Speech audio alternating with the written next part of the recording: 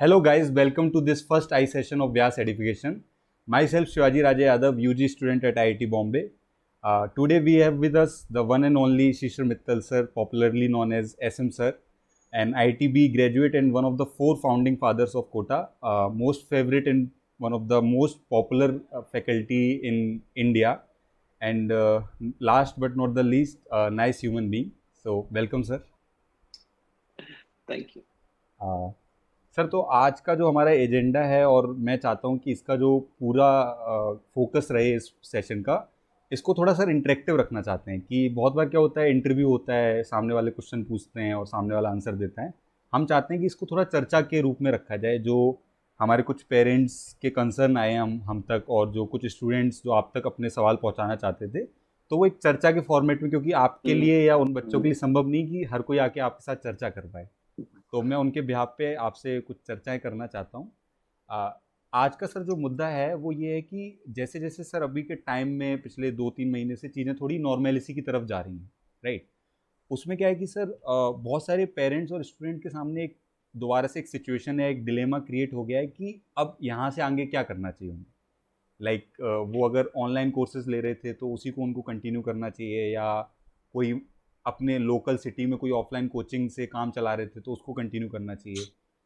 Even बहुत सारे parents और स्टूडेंट का ये कंसर्न रहता है कि वो स्कूल को नहीं छोड़ना चाहते, मतलब उनको स्कूल में भी वो वैल्यू दिखती है आज भी, और हम भी ये चीज़ एक्सेप्ट करते हैं। हमारा सिस्टम ये मानता है कि स्कूल की एक अपनी वैल्यू है जो कोचिंग उसको फिल नहीं कर सकता है।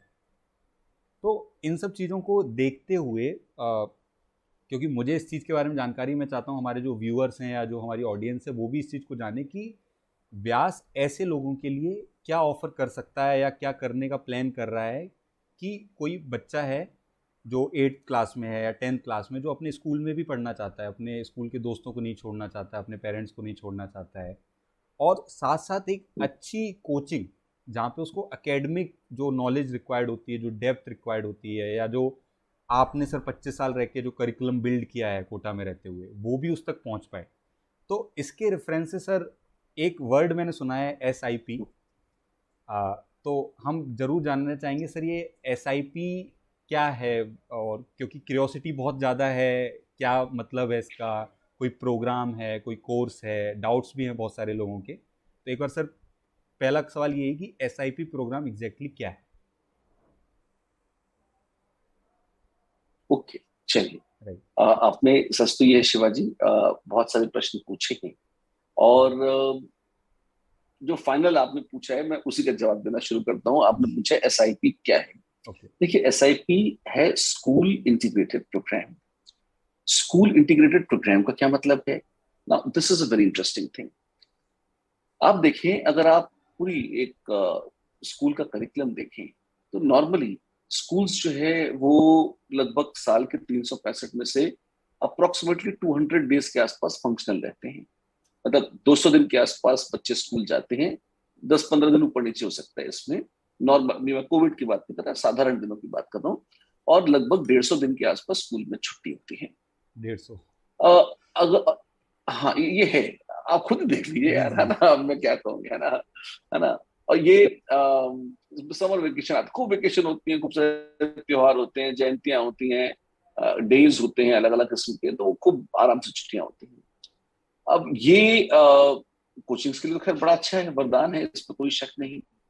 पर आप ये देखिए कि जितने समय तक बच्चा स्कूल जा रहा है, जितने डेज पे बच्चा स्कूल जा रहा है, तो सुबह 7-7:30 बजे घर से निकल जाता है और 2:30-3 बजे के पहले घर नहीं आता। तो पूरी मॉर्निंग का जो सबसे अधिक ऊर्जावान समय था वो उसका डेडिकेट हो जाता है स्कूल में। और स्कूल्स का जो टारगेट है वो एक्सक्लूसिवली बोर्ड एग्जाम रहता है। वो जी बोर्ड, और उसमें कोई दोष नहीं है, लेकिन अगर एकेडमिकली देखें तो वो बोर्ड के लिए पढ़ाने का उनका रिवाज था, उसके लिए स्कूल बनाए गए थे, वो बेचारे अपना काम करते हैं। इसके अलावा स्कूल्स का फोकस एक ऑलराउंड डेवलपमेंट में होता है। बहुत सारी चीजें ऐसी स्कूल्स में होती हैं जो कि नॉर्मली एक आइसोलेटेड और बहुत पिन पॉइंटेड टारगेट वाले कोचिंग इंस्टीट्यूट में न तो संभव है और न ही डिजायर्ड है। जैसे अगर हम IIT JEE को जा रहे हैं, तो हम वहाँ पर्सनालिटी डेवलपमेंट की, वहाँ इंग्लिश की, वहाँ कंप्यूटर साइंस की, या वहां प्रोग्रामिंग करते, क्यों? क्योंकि IIT JEE में जिस चीज का महत्व है हम उसी की बात करते हैं। वो एक बिल्कुल ऐसा, हमारे पास वो स्कोप ही नहीं है कि हम एक ऑलराउंड डेवलपमेंट की बात लेकर चल सके, क्योंकि वो हमारा लक्ष्य नहीं है। अब होता क्या है, आप देखिए कि विद्यार्थी धीरे धीरे स्कूलों से कटते जा रहे हैं। और स्कूलों से कटने का जो कारण है, जो स्पेशली जो ब्राइट विद्यार्थी हैं, अच्छे विद्यार्थी हैं, अब उनको लगता है कि सुबह का लगभग 8 से 10 घंटा उन्होंने स्कूल किया, उसके बाद 2-3 घंटा स्कूल का होमवर्क होता है, 13-14 घंटे से ज्यादा आप किसी विद्यार्थी को नहीं पढ़ा सकते। It is sir too much अगर आप उसको जीवित रखना चाहते हैं। हाँ। जी, अब मैं इसमें बस एक बार हेलो। क्लियर खुद के लिए करना चाह रहा था। आप सिर्फ 11th-12th वाले बच्चों के लिए बात नहीं कर रहे, आप नीचे जो 6 से हाँ, लेके 10th का सेक्शन है उनको भी इंक्लूड कर रहे हैं यहाँ पे, राइट? हाँ, ये हम सब बच्चों की बात कर रहे हैं, क्योंकि अब तो 6th स्टैंडर्ड से ही कोचिंग का रिवाज चालू हो गया है। जी जी तो जी अलग अलग तरह से विद्यार्थी, कुछ विद्यार्थी छठी क्लास में, कुछ 7वीं में, कुछ 8वीं में। शिवाजी, मुझे याद है जहां तक शायद आप 8वीं क्लास में जी सर। अपना घर बार त्याग कर कोटा हमारे पास आए थे, है ना? जी तो आप देखें कि बच्चे बड़ी अर्ली एज से काम चालू कर देते हैं। जी और सच तो ये चीज जरूरत भी है, मतलब आप खुद जानते हैं कि इसका कोई घाटा नहीं होता, फायदा ही होता जी है ना? लेकिन ये फायदा कुछ विद्यार्थियों को कुछ मात्रा में ही होता है। जो इसका फायदा सही से उठा पाते हैं उनको तो बहुत फायदा होता है। पर क्या सारे बच्चे इतने मैच्योर होते हैं कि इसका अच्छे से फायदा उठा सकें? थोड़ा सा जो है, अगर आप इसको स्ट्रीमलाइन करें थॉट प्रोसेसेस को, क्योंकि जिस दिशा में हम जा रहे थे तो थोड़ा सा इधर उधर हो गया। अब मैं समराइज करता हूँ 1-2 सेंटेंस में। स्कूल्स का फोकस बोर्ड का है। बोर्ड की करियर के हिसाब से रेलिवेंस अब समाप्त हो चुकी है। यस। और इस वजह से जितने भी, क्योंकि ढंग के स्कूल्स हैं, ढंग के कॉलेजेस हैं, यूनिवर्सिटीज हैं, वहां पर किसी न किसी कॉम्पिटेटिव एग्जाम के थ्रू ही एडमिशन होता है। अगर आप इंजीनियरिंग की बात करें, अगर आप मेडिकल की बात करें, अगर आप सी एंट्रेंस की बात करें, और अब तो आर्ट्स और कॉमर्स वगैरह में भी इस तरह के कॉम्पिटेटिव एग्जाम्स की बातें आ गई हैं कि बोर्ड के हिसाब से अब अच्छी यूनिवर्सिटीज में एडमिशन नहीं होगा। जी तो अब बच्चा ये कहता है कि क्यों ना मैं स्कूल्स को त्याग दूं, और मैं 100% अपना ध्यान कोचिंग में ही लगाऊं। इसी वजह से करीब 2-2.5 लाख बच्चे कोटा आते हैं, और उनको इसका बहुत फायदा भी होता है। जी लेकिन कुछ नुकसान भी होता है। क्या? जहां कुछ बच्चे बहुत सक्सेसफुल होते हैं, इसमें कोई संदेह नहीं, वहां सच तो ये भी है, कुछ बच्चे ऐसे भी हैं जो बिल्कुल सक्सेसफुल नहीं होते। कारण, हर बच्चे का स्वभाव और प्रकृति अलग अलग होती है। कुछ बच्चे पेरेंट्स के साथ सहज महसूस करते हैं। कुछ बच्चे ऐसे होते हैं जिनको पेरेंटल सुपरविजन की बहुत ज्यादा आवश्यकता होती है। जी और अगर वहां पेरेंट्स के साथ वो नहीं रह रहे हैं तो उनकी दिशा भटक जाती है। वो किसी और दिशा में चले जाते हैं, दिन भर वीडियो गेम्स खेलते रहते हैं, दोस्तों के साथ गप्पे मारते रहते हैं, उधर घूमते रहते हैं, पढ़ाई से उनका ध्यान हट जाता है। और मैं ये उन विद्यार्थियों की बात कर रहा हूँ जो शायद बहुत अच्छे विद्यार्थी थे। जी जो थोड़े से कम अच्छे थे, उनको तो बहुत आनंद आता है फिर, क्यों? क्योंकि माँ बाप का नियंत्रण करने के लिए है ही नहीं, और एक पूरा खुला आसमान है। तो यहां पर ऐसी परिस्थिति में थोड़ा सा इस तरह के बच्चे डिसएडवांटेज पर आ जाते हैं। तीसरी कैटेगरी उन बच्चों की है जो इस भयानक फाइनेंशियल स्ट्रेस को और इमोशनल स्ट्रेस को नहीं झेल पाते। जी एक टेंडर एज में माँ बाप से अलग आके रहना माँ बाप के लिए भी बहुत कष्टकर है, और इमोशनली बच्चे के लिए भी बहुत कष्टकर है।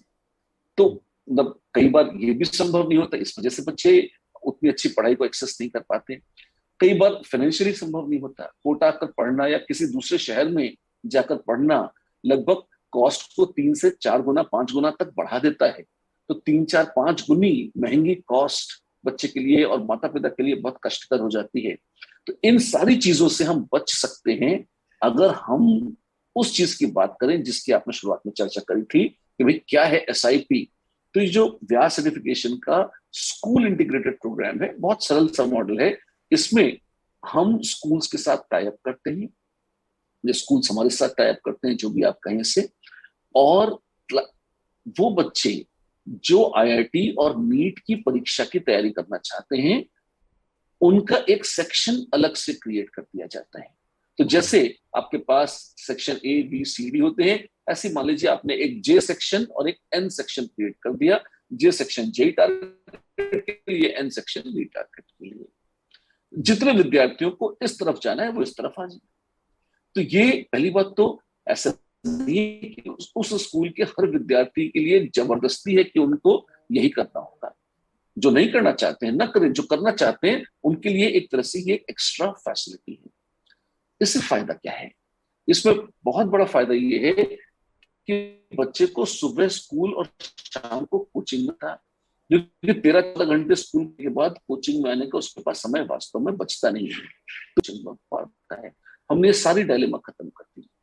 और ये जो जे और एन सेक्शंस हैं, यहाँ पर साइंस और मैथ्स यानी कि फिजिक्स, केमिस्ट्री, बायोलॉजी और मैथमेटिक्स, ये 4 सब्जेक्ट्स ऐसे हैं जो हमारे व्यास एजुकेशन के या तो खुद के टीचर्स पढ़ाते हैं या हमारे द्वारा ट्रेन्ड टीचर्स पढ़ाते हैं जी। तो क्या ये सारे टीचर्स वहां पर हर स्कूल में सशरीर प्रकट हो जाते हैं? ऑफ कोर्स टीचर्स तो वहां रहेंगे ही, तभी पढ़ाएंगे। उसके अलावा एक बहुत स्पेशल एडवांटेज ये है कि हमारी डिजिटल प्रेजेंस भी वहां रहती है। ऐसे टीचर्स जो बिल्कुल एस टीचर्स हैं, जो वो, और लेट मी अश्योर यू, ऐसे कुछ मतलब हर फील्ड में कुछ लोग ऐसे होते हैं जो बहुत ज्यादा मल्टीप्लायबल नहीं होते। मतलब अगर कोई बहुत अच्छे मैथ्स टीचर हैं तो फिर वही हैं, ऐसा नहीं है कि हम उनके 25-50-100-200 क्लोन्स बना सकें। वो जो पढ़ाते हैं वो वही पढ़ाते हैं, और जिस तरीके से वो पढ़ाते हैं उस तरीके से चाह कर भी दूसरे लोग कई बार उस चीज को नहीं पढ़ा पाते। हाँ, मतलब सचिन तो तो एक ही हो हम सकता है सर उनके इंडस्ट्री में। एक्सपर्टीज का बेनिफिट, सचिन तो एक ही होता है, लता मंगेशकर एक ही थी, है ना, जी अल्बर्ट आइंस्टीन एक ही थे। तो आप देखें तो जो स्पेशल एक्सपर्ट्स हैं, जो बिल्कुल रिनाउंड एक्सपर्ट्स हैं, जिनका कोई सानी नहीं है, ऐसे एक्सपर्ट्स जो कोटा तो कभी छोड़ेंगे नहीं वो। जी जी। लेकिन एक एक स्कूल के प्रांगण में ऐसे एक्सपर्ट्स के द्वारा भी पढ़वाया जा सकता है। कहां पर? इसका मतलब ये नहीं कि वो सिर्फ डिजिटल क्लास चला देंगे हम उनकी, वहां पर जो हमारे टीचर्स हैं वो तो रहेंगे, और वो भी हाईली क्वालिफाइड और ट्रेन टीचर्स हैं। जी लेकिन वो साथ साथ में टिपिकल क्रूशियल कॉन्सेप्ट्स के लिए, रिविजन्स के लिए, कुछ स्पेशल टिप्स के लिए, मोटिवेशन के लिए डिजिटली कोटा से डायरेक्ट कनेक्टेड रहेंगे, और बच्चों से रिकॉर्डेड और लाइव सेशंस के द्वारा जुड़े रहेंगे। तो बच्चे को अपने शहर में रहकर ही पूरी जो बेस्ट एकेडमिक इनपुट मिल सकती है, बेस्ट एकेडमिक सिस्टम मिल सकता है, वो अपने स्कूल के परिवेश में मिल जाता है। And very that I think is a very very very big feature of school integrated programme. Right. वैसे तो बहुत सारे फीचर्स हैं, पर हाँ आपने कहा था कि चर्चा होगी, तो मैं जी एक जी साथ ज्यादा नहीं बोलना जी जी। चाहता। नहीं, मेरे भी मौका कुछ आपका भी सवाल हैं है। और समझना चाहता था मैं यस। इसको और थोड़ा डेप्थ में। तो बेसिकली जो मैं समझा वो ये है कि कहीं ना कहीं दो चीज़ें हैं बेसिकली। एक है कि कुछ स्कूल्स के बेनिफिट्स हैं, प्रोज हैं, राइट, और कुछ कोचिंग में रहने के फ़ायदे हैं या कोचिंग के एडवांटेज हैं। तो what we are trying to do, या व्यास जो वो गैप को फिल कर रहा है जो इनके बीच में आ जाता है कहीं ना कहीं, इनको कंबाइन करके कि भाई इसके जो अच्छी एडवांटेजेस स्कूल हैं, और कोचिंग के एडवांटेज, जी, बिल्कुल उनको एक जगह पे व्यास एक बिल्कुल तरीके से स्कूल और सहेज के कोचिंग के एडवांटेज मिला दें, मिला देते और बच्चे को मिल जाते प्रस्तुत हैं। कर रहा है। राइट। तो कहीं ना कहीं बिल्कुल बिल्कुल, दैट्स आपने वेरी करेक्ट। आपने एसआईपी की एग्जैक्टली जो एसआईपी प्रोग्राम है उसके बारे में आपने बताया। एंड आपने कहीं ना कहीं ये भी बताई कि इसकी नीड कहाँ से है, मतलब why there is a need for SIP, right. Still sir एक जो इस पे हमेशा बात आ जाती कि एक्सक्लूसिविटी वाली जो बात आ जाती कि कुछ कुछ सर मार्केट में या पेरेंट्स तक भी या बच्चों तक भी ऐसे ऑफरिंग हैं अलग अलग सिस्टम्स के द्वारा एक्सक्लूसिव फीचर्स। सर अगर एसआईपी जो व्यास द्वारा ऑफर्ड है उसके अगर एक्सक्लूसिव फीचर्स पे अगर हम चर्चा कर पाएँ तो वो क्या है सर? मतलब उसको सर एक बार जानना समझना चाह रहे थे हम लोग। अच्छी बात है। देखिए, अ, बहुत सारे लोग बहुत सारा काम करते हैं और अच्छा काम करते हैं, इसमें कोई शक नहीं है जी ना। लेकिन व्यास के एसआई पे हमने बड़े खास फीचर्स जोड़े हैं, बड़े खास फीचर्स। जी बहुत मजा आया आपको सुन के, हमें बनाने में बहुत मजा आया, आपको सुन के बहुत मजा आया। जी इसमें सबसे स्पेशल फीचर जो है वो है व्यास टैब। अब आप कहेंगे टैब कौन सी बड़ी बात है, हम जाएंगे पैसे दे खरीद लाएंगे, सारे कोचिंग वाले टैब बांट रहे हैं आजकल। नहीं नहीं नहीं, ये ऐसे लावारिसी में टैब वाला काम नहीं है ये, है जी ना।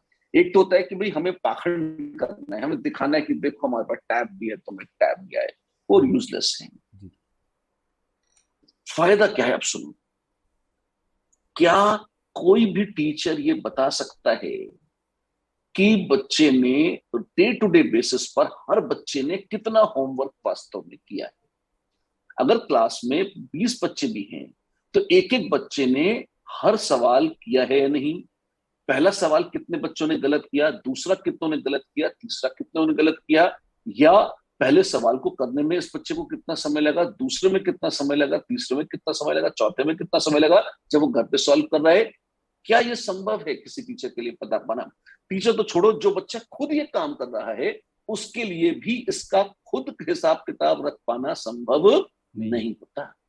लेकिन व्यास टैब में वो फैसिलिटीज हैं कि हम बिल्कुल ट्रैक कर सकते हैं कि हर स्टूडेंट ने कितने क्वेश्चन सॉल्व करे होमवर्क के, किस किस क्वेश्चन में सही हुआ, किस में गलत हुआ, गलतियां किस किस जोन में हैं।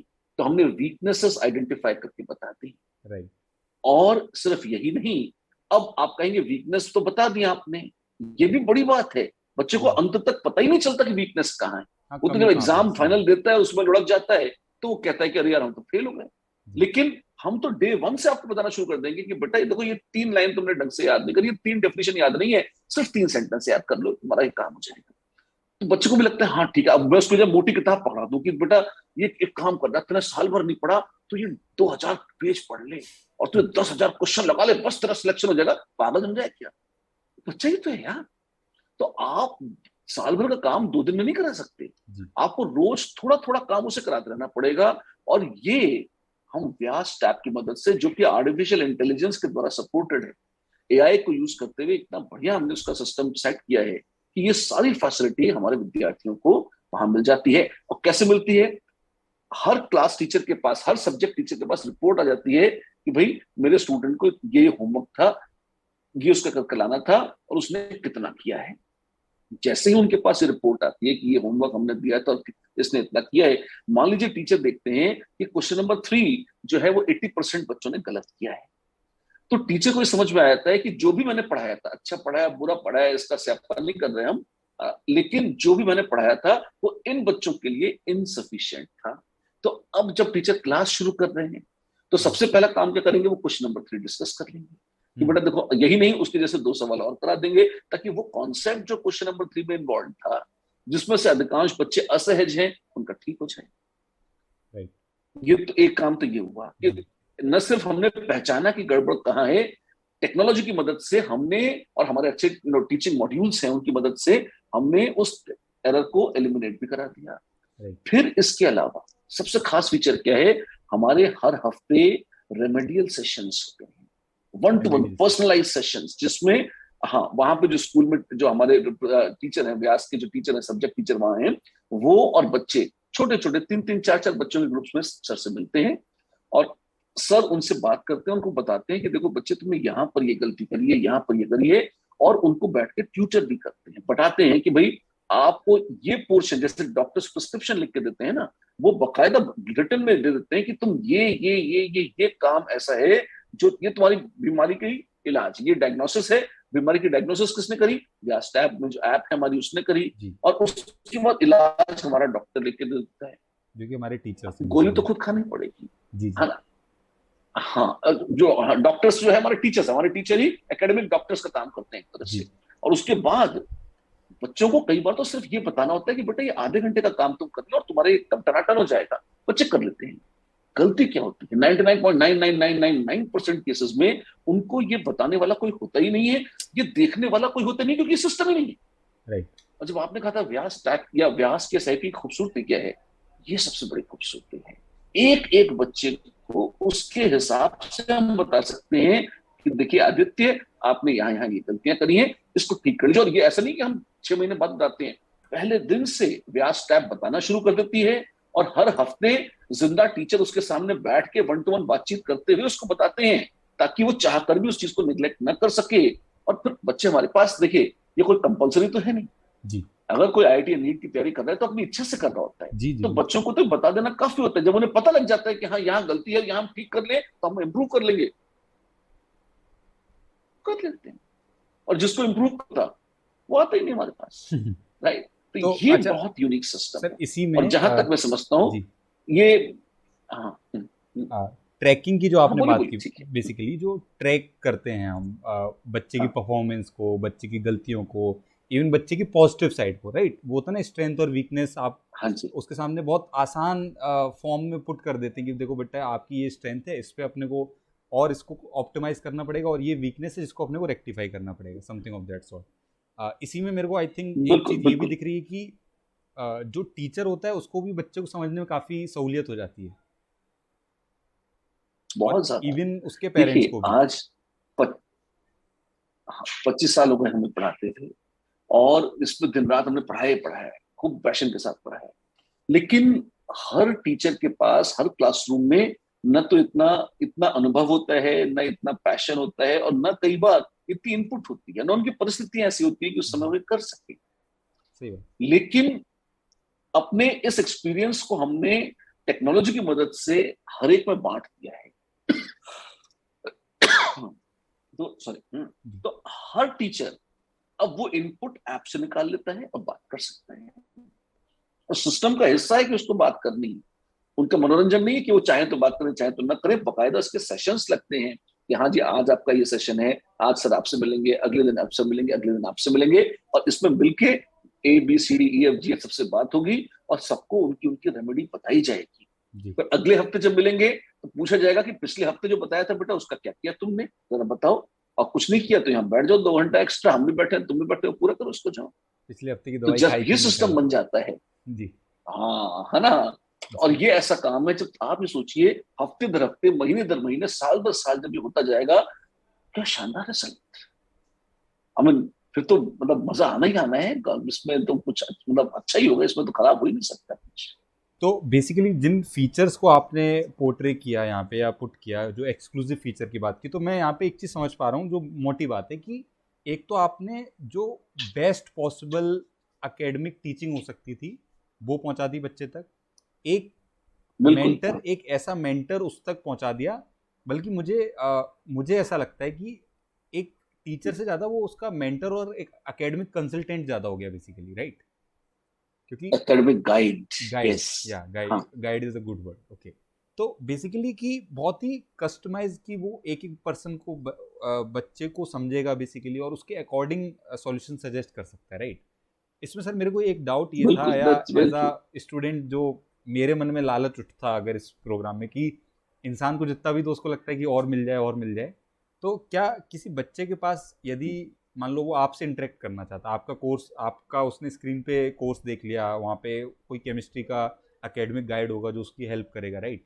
स्टिल वो आपसे अगर कुछ हाँ बात ही करना चाह रहा है, भले ही उसको डाउट नहीं है, तो उसके लिए वो संभव बन पाएगा कभी इस प्रोग्राम में, इस सेटअप देखिए, में? संभव तो बिल्कुल है। देर आर एवेन्यूज जिसमें हम मान लीजिए जिस तरह से लाइव टॉक कर रहे हैं, जी वंस इन अ वाइल तो लाइव टॉक कोटा से हमारे जो सीनियर टीचर्स हैं वो करते ही हैं, मैं भी करता हूँ। जी। लेकिन वो जिस क्षण जितनी भी बात करना चाहेगा, क्या ये संभव हो पाएगा, ये तो किसी के साथ भी संभव प्रैक्टिकल। नहीं होता। जी जी जी। लेकिन हाँ, ये जरूर है, हाँ practical with in practical constraints क्या ऐसे क्षण आते रहेंगे, ऑफ कोर्स ऐसे क्षण आते रहेंगे, नो डाउट, है ना। और फोन और व्हाट्सएप तो बकायदा है ही अपने पास, जी बिल्कुल, है ना।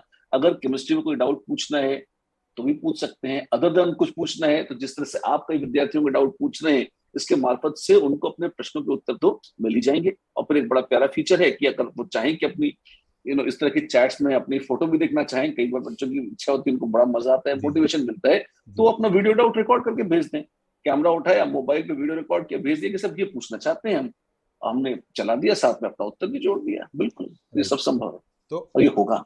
जी बेसिकली मतलब मेरा बस एक ही पॉइंट था कि कभी कभार ना सर हम किसी को इतना आइडलाइज करते हैं, इंस्पिरेशन होते हैं, तो वो एक भले 5 मिनट का कन्वर्सेशन होता है ना, तो वो बच्चों के लिए कभी कभार पूरे 2 साल का मोटिवेशन बन जाता है कि अरे सर से बात हो गई थी हमारी, काइंड ऑफ। चलिए सर वो एक पार्ट है, तो मुझे हमने। खुद याद है। हाँ। जी जी। सर बताइए बताइए। मुझे ध्यान आता है कि जैसे जब मैं स्कूल में पढ़ता था, जी हमारे मैथ्स के एक सर थे, इनफैक्ट जी मैं कोचिंग में था एक वहां पर, बॉम्बे की बात है, तो उस समय मुंबई को बॉम्बे कहते थे, है जी ना। और वहां पे एक हमारे कैलकुलस के सर थे, जी। उनका नाम था बाबू चंदू। ओके।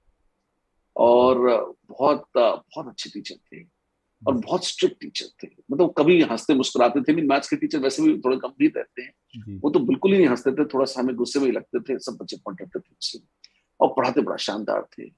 मुझे ध्यान आता है कि एक बार जो है उन्होंने ऐसी कुछ कोई क्वेश्चन पूछा, वो अक्सर क्वेश्चन पूछते थे और उनके क्वेश्चन कोई बाज दफे लोग आंसर करते थे, कई बार नहीं भी कर पाते थे, कुछ टिपिकल सी चीज उन्होंने पूछी होगी।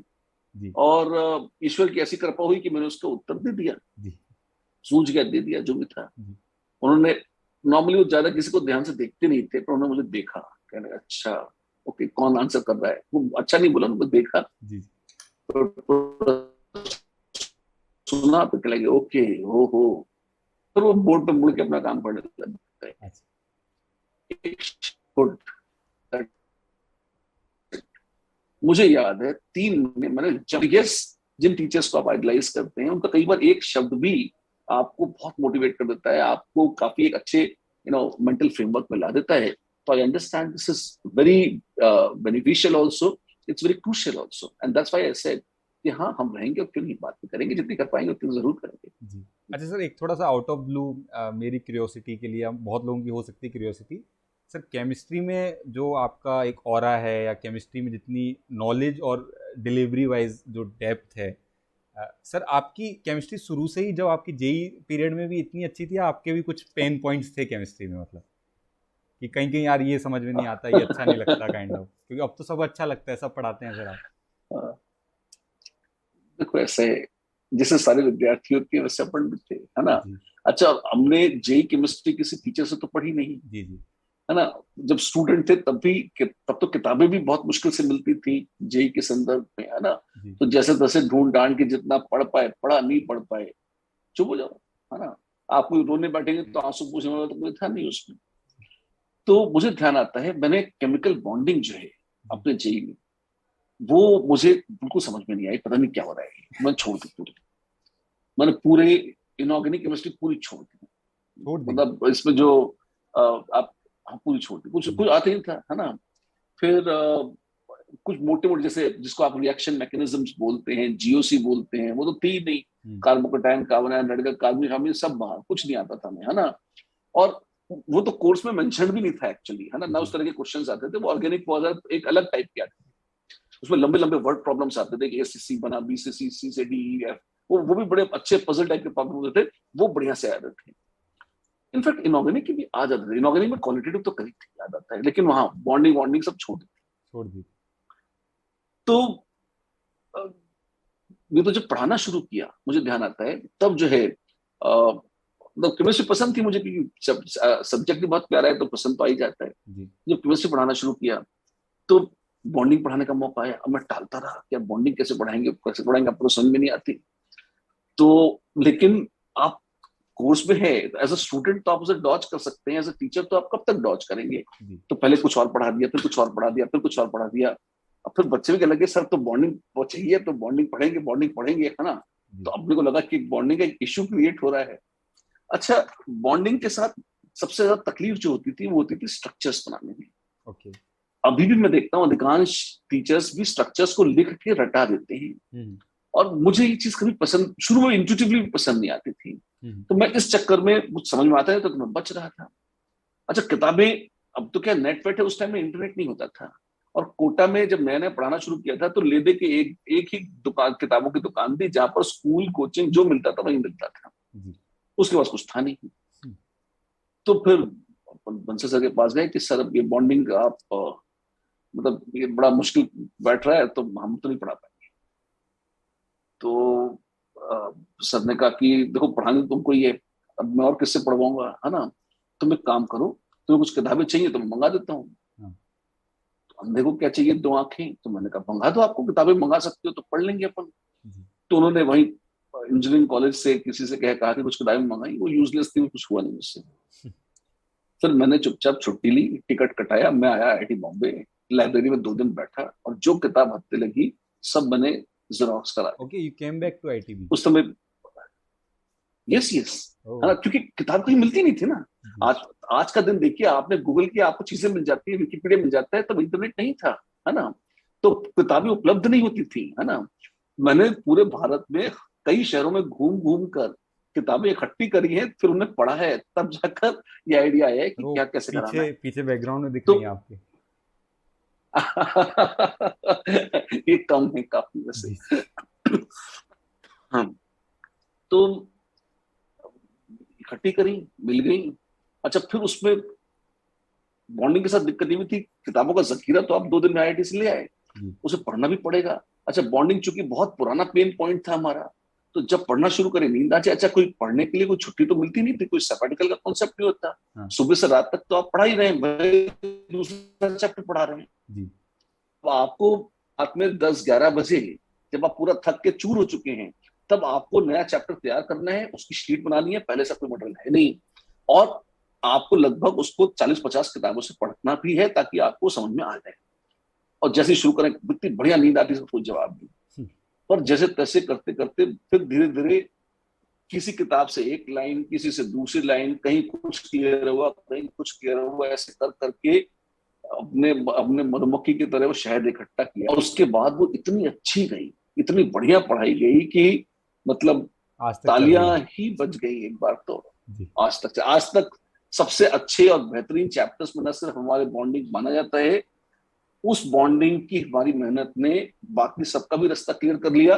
टिपिकली क्लासिकली एज सच अब कोई ये नहीं कहता कि बॉन्डिंग टफ है, जी। कारण उनको सिर्फ अपने नोट्स देखने होते हैं, मेथड्स देखने होते हैं, हाँ, वही छप अब जाते हैं बॉन्डिंग और का इम्प्रेशन थोड़ा वैसा है रास्ता कि क्लियर हो ठीक है, जाता है। बॉन्डिंग तो नंबर मतलब स्कोरिंग वो है कि यहाँ से स्कोर आएगा। अब बॉन्डिंग स्कोरिंग मानी जाती है। वो स्कोरिंग क्यों मानी जाती है? क्योंकि उसके बैकग्राउंड में सारा वर्क हो क्योंकि चुका सर है, आप 2 दिन इसलिए के लिए आईटी वो बॉम्बे हमेशा वापस आए स्कोरिंग थे। नहीं थी। जी जी। Right right. काफ़ी, आई थिंक काफ़ी रिलेटेबल है बच्चों के लिए कि सर के भी कुछ पेन पॉइंट रहे हैं, क्योंकि दर्द से ही उसके आदमी बाद एक बार रिलेट फिर करता आया है। था मैं। अच्छा। हाँ हाँ। जी जी। उसके बाद मैं फिर आया था एक बार कोऑर्डिनेशन कंपाउंड्स के लिए। आईटीबी फिर से। कोऑर्डिनेशन, हाँ, क्योंकि और मेरे पास कोई लाइब्रेरी का सोर्स था ही नहीं। जी। और जब आप, है ना वो सूरदास एक जगह कहते हैं, जो मधुकर अंबुज फल चाख्यो, क्यों करील फल भावे, है ना। हम्म। जिस मधुकर ने, मतलब जिस भंवरे ने जो है अमृत का जो फल, जब कमल का रस पी लिया है, उसको कड़वे फल क्यों अच्छे लगेंगे, है ना। तो जब आप आईआईटी बॉम्बे की लाइब्रेरी एक्सेस कर सकते हो, तो आप इधर उधर चिल्लर जगहों पर जाना पसंद नहीं करते ना। तो जी। ज्यादा अच्छा है कि भैया चुपचाप टिकट कटाओ, एक रात की जर्नी, अगले दिन उतर गए, और अगर आप एक्सेस कर सको तो कर लो। राइट। अब तो खैर बहुत इजी हो गया है, तो और बहुत अच्छा भी है, तो आई बिलीव, मैं सोचता था कि नेट पर आने के बाद बच्चे और पढ़ेंगे, टीचर्स और पढ़ेंगे, और नई नई चीजें खोज के निकालेंगे। पर ये भी मैंने देखा है कि जैसे जैसे सुविधा बढ़ गई, लोगों की सीखने की इच्छा भी घट गई। तो अब लोग कहते हैं हाँ ठीक है, देख लेंगे, जल्दी क्या है, पड़ा हुआ है। अच्छा सर, एक Anyways, एक this is the last story. चीज जो इसी की थोड़े कंटिन्यूशन में है, जो चर्चा हमने आज की है पूरे अपने सेशन में, अ, थोड़ा पर्सनली है, लेकिन ऑफ कोर्स मैं जानना चाहूँगा, और मुझे लगता है बहुत लोग जो आपसे जुड़े हुए हैं वो इस चीज़ को लेकर क्यूरियस होंगे कि सर आपका जो पिछला 23-24 साल इस स्पेस में निकला, आपने लाइक क्वांटिटी बैठे हैं तो लगभग 50,000 55,000 बच्चे समझ में आते हैं कि इतने बच्चे तो आपने डायरेक्टली कहीं ना कहीं आपने मेंटर किए हैं, आपने पढ़ाया है इनको, और पता नहीं कितने लोग इसके साथ पढ़ाए साथ। क्लास में, साल साल भर का कोर्स इनको पढ़ाया है, जी जी। बिल्कुल, हाँ। और इसके साथ साथ पता नहीं कितने हाँ जी। लोग कहीं ना कहीं होता है ना कि आपसे डायरेक्टली आप उनसे टच में नहीं होते, लेकिन आप उनको इंस्पायर कर रहे होते हो, मोटिवेट कर रहे होते हो, इवन आपकी यूट्यूब वीडियोस बिहार में या यूपी में किसी बच्चे तक पहुंचती हैं तो वो उसको देख के सीख रहा होता है, राइट। तो सर इसमें एक डायरेक्ट इंटरेक्शन था, आपने भी आई गेस ये 23-24 साल में क्या कुछ नहीं सीखा होगा, लेकिन अब सर थोड़ा शिफ्ट हो गया है आपके पर्सनल उसमें कि अब ऑफरिंग सारी वर्चुअल, और जैसे हम भी अभी बात कर रहे हैं तो एक वर्चुअल प्लेटफॉर्म के थ्रू कर रहे हैं, ठीक है। अब आप आई थिंक कोर्सेज आपके अलग अलग देश में पहुंच रहे हैं, लेकिन आपसे डायरेक्टली आपका संवाद नहीं हो पा रहा है बच्चों से, मतलब जिस लेवल पे होता था रिलेटिवली 2-3 साल पहले। आ, आप सर कुछ मिस करते हैं क्या पर्सनली, मतलब एक ऑनेस्ट आंसर चाहूँगा सर, मतलब क्या मिस करते हैं आप। देखो, ऐसा है कि कोविड ने बहुत चीजें बदली, जी है ना। और आज भी क्लास में पढ़ाने से ज्यादा खूबसूरत तो कुछ भी नहीं, इसमें कोई संदेह नहीं। जी। आपके सामने जब बच्चे बैठे होते हैं, तब जो भाव आपके मन में प्रकट होता है वो बहुत प्रबल होता है जी। ना। एक एक छोटा सा कोटेशन देना चाहूंगा। मैं अभी कुछ दिन पहले एक पुस्तक पढ़ रहा था, लता मंगेशकर जी के जीवन पर आधारित थी वो।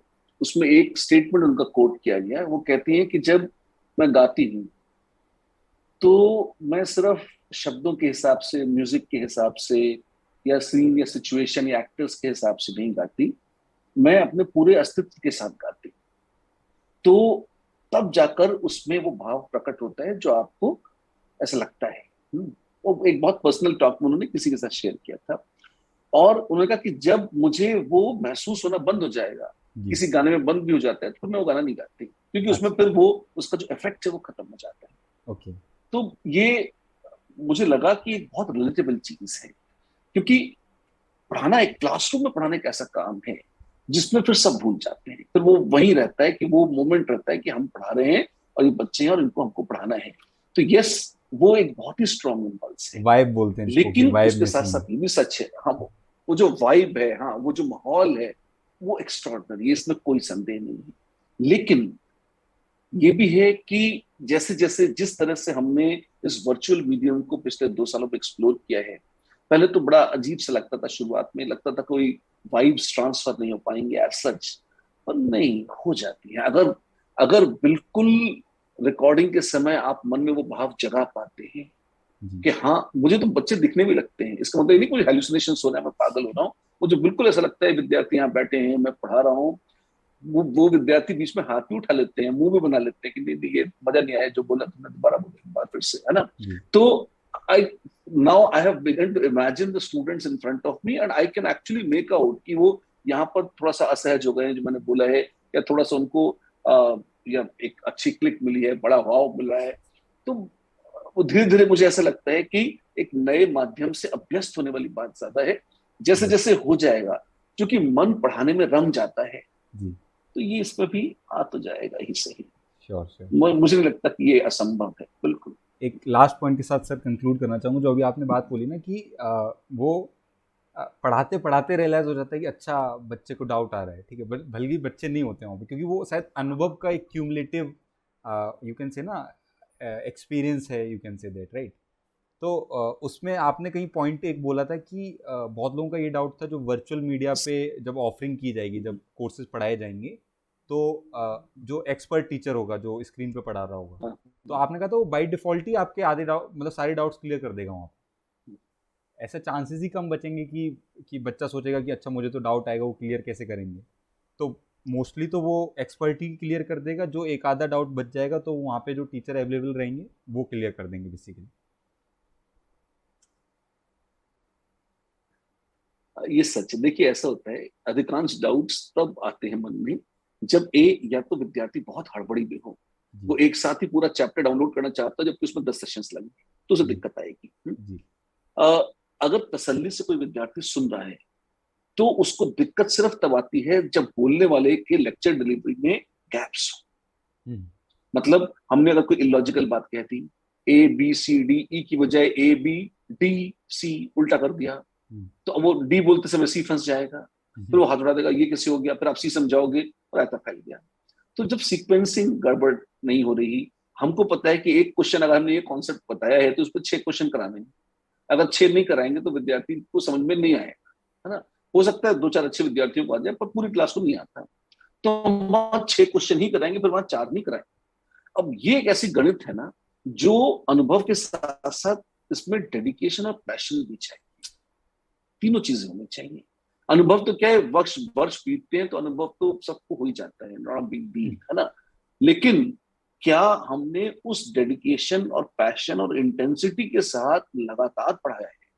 पहली बार नहीं, साल दर साल लगातार उस डेडिकेशन के साथ पढ़ाए, इस भावना के साथ कि ये जो विद्यार्थी मेरे सामने बैठे हैं, ये मेरे पास आए हैं मुझ पर विश्वास करके, तो अपने को बेस्ट देना है। जी। इस भावना के साथ अगर हम करते हैं, तो ये चीज अपने आप मन में आ जाती है। और हमारा तो माहौल ऐसा है गैस सर्टिफिकेशन का कि हमारे टीचर्स, हमें लगता है, इस तरह के हैं जो इस तरह की बहुत प्रबल भावना के साथ विद्यार्थियों के साथ जुड़े रहते हैं, तो ये आ जाएगी, दिक्कत जी वाली बात नहीं है। सर।